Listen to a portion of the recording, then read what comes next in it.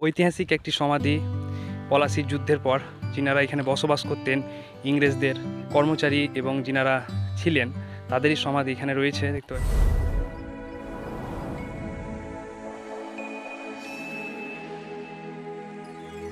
মুর্শিদাবাদের হয়তো ইতিহাসের শেষ নেই।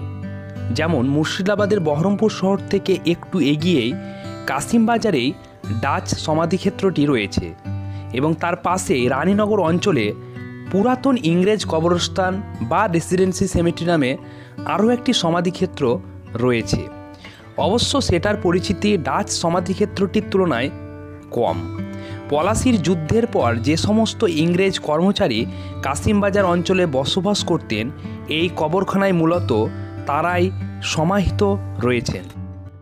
দেখতে পাচ্ছেন আমি এখন যেখানে দাঁড়িয়ে রয়েছি এটি খুব ঐতিহাসিক একটি সমাধি এবং এই সমাধির যে একটি এখানে বাইরে সমাধির বাইরে একটি সাইনবোর্ড রয়েছে এবং সাইনবোর্ডে লেখা রয়েছে এখানে যারা সমাধি রয়েছে তাদের নাম উল্লেখ আছে।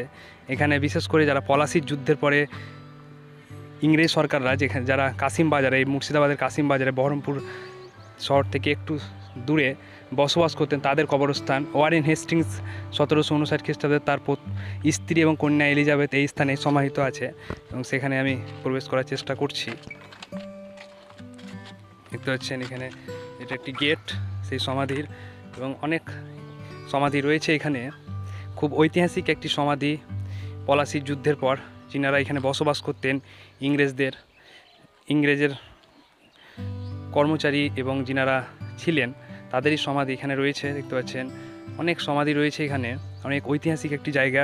এটি এখন ভারত সরকারের পুরাতত্ত্ব বিভাগের তত্ত্বাবধানে রয়েছে। এই সমাধিটি দেখাশোনার দায়িত্বে একজন রয়েছেন যিনি মাঝে মধ্যে আসেন এবং দেখাশোনা করেন এবং বিভিন্ন ধরনের ছোট বড় সমাধি রয়েছে। পুরাতন ইংরেজ কবরস্থান বা রেসিডেন্সি সেমেট্রি ইতিহাস ঘাঁটলে দেখা যায় 1757 খ্রিস্টাব্দে পলাশির যুদ্ধে জয়লাভের পর ইস্ট ইন্ডিয়া কোম্পানি বাংলার তৎকালীন নবাবের সঙ্গে একটি চুক্তি স্বাক্ষর করে এবং সেই চুক্তি অনুসারে স্থির হয় কোম্পানি নবাবকে নিরাপত্তা দিতে একদল সৈন্য মোতায়েন করবে আর নবাব সেই সেনাবাহিনীর ভরণ পোষণের দায়িত্ব নেবেন। চুক্তিতে আরও বলা হয় যে কোম্পানি একজন উচ্চ পদস্থ ইংরেজ রাজকর্মচারী বা রেসিডেন্টও নিয়োগ করতে পারবে যিনি নবাবের সমস্ত কার্যকর্মের সঙ্গে যুক্ত থাকবে। এইভাবে ইস্ট ইন্ডিয়া কোম্পানি বাংলা তথা ভারতের একটি পরোক্ষ শাসন কায়েম করে। বাংলা তথা ভারতের প্রথম গভর্নর জেনারেল ওয়ারেন হেস্টিংস 1758 খ্রিস্টাব্দে তৎকালীন বাংলার রাজধানী মুর্শিদাবাদের রেসিডেন্ট পদে নিযুক্ত হন। শোনা যায় সেই সময়ে ভাগীরথীর প্রবাহ তীরে রাজবাড়ির ঘাটের উত্তর দিকে হাতিবাগান অঞ্চলে গড়ে ওঠে ব্রিটিশ রেসিডেন্সি বা ইংরেজ প্রতিনিধিদের আবাসস্থল ও কার্যালয়।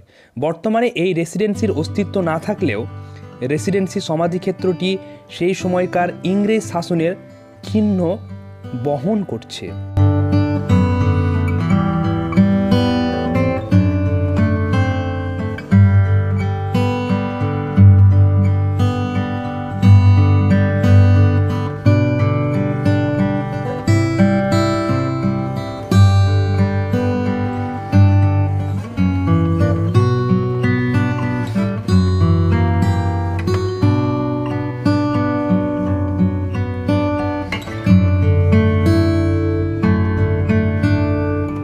সমাধিগুলো এভাবে ইতিহাসে সাক্ষী হয়ে দাঁড়িয়ে রয়েছে এই কাশিমবাজারের বুকে।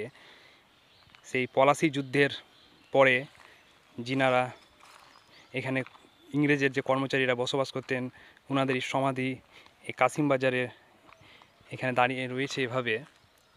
এবং এটি একটি ভারতের পুরাতত্ত্ব বিভাগের তত্ত্বাবধানে রয়েছে এখন বর্তমানে। এখন এটি একটি ঐতিহাসিক জায়গা হয়ে রয়ে গেছে এই মুর্শিদাবাদের বুকে। দেখতে পাচ্ছেন অনেক রয়েছে সমাধি এখানে, পুরোটাই দেখানোর চেষ্টা করছি।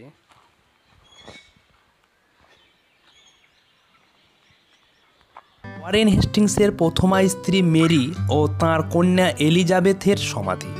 ছোট বড় মিলিয়ে মোট 18টি কবর এই সমাধিক্ষেত্রে রয়েছে বলে জানা যায়। যদিও এই কবরখানার মূল আকর্ষণ ওয়ারেন হেস্টিংসের প্রথমা স্ত্রী মেরি ও তাঁর কন্যা এলিজাবেথের সমাধি। গেট খুলে সোজা এগিয়ে গেলেই দেখা যায় সমাধিক্ষেত্রের শেষ প্রান্তে চিরনিদ্রায় বিলীন মেরি ও এলিজাবেথ। ইংরেজের সেই সমাধিগুলো কীভাবে জরাজীর্ণভাবে পড়ে রয়েছে এই কাশিম বাজারে। এটি প্রায় 250 মোটামুটি 250 বছর আগেকার এই সমাধি এভাবে ভারতের পুরাতত্ত্ব বিভাগের তত্ত্বাবধানে এখন রয়েছে, দেখাশোনার দায়িত্বে। সত্যি খুব ঐতিহাসিক একটি জায়গা। পাথরের ফলক থেকে জানা যায় এলিজাবেথ মাত্র 2 বছর বয়সে 1759 খ্রিস্টাব্দের 11ই জুলাই মারা যায়। সমাধিগুলির মধ্যে এই দুটি সমাধি অপেক্ষাকৃত ভালো অবস্থায় রয়েছে। অন্যান্য অধিকাংশই সমাধিরই ফলক চুরি হয়ে গেছে, তুলে নেওয়া হয়েছে বা নষ্ট হয়ে গেছে, অথবা পর্যাপ্ত যত্ন ও সংরক্ষণের অভাবে অস্পষ্ট হয়ে পড়েছে। হেস্টিংসের স্ত্রী ও মেয়ে ছাড়াও Dugald, Campbell, Lyon Fraser, captain Campbell, captain Clark ইত্যাদি ইংরেজ কর্মচারীদের মরদেহ এই সমাধিক্ষেত্রে শায়িত আছে। ডাচ কবরখানার মতো এই সমাধিক্ষেত্রটিও ASI দ্বারা সংরক্ষিত, যদিও রক্ষণাবেক্ষণ হয় না বললেই চলে।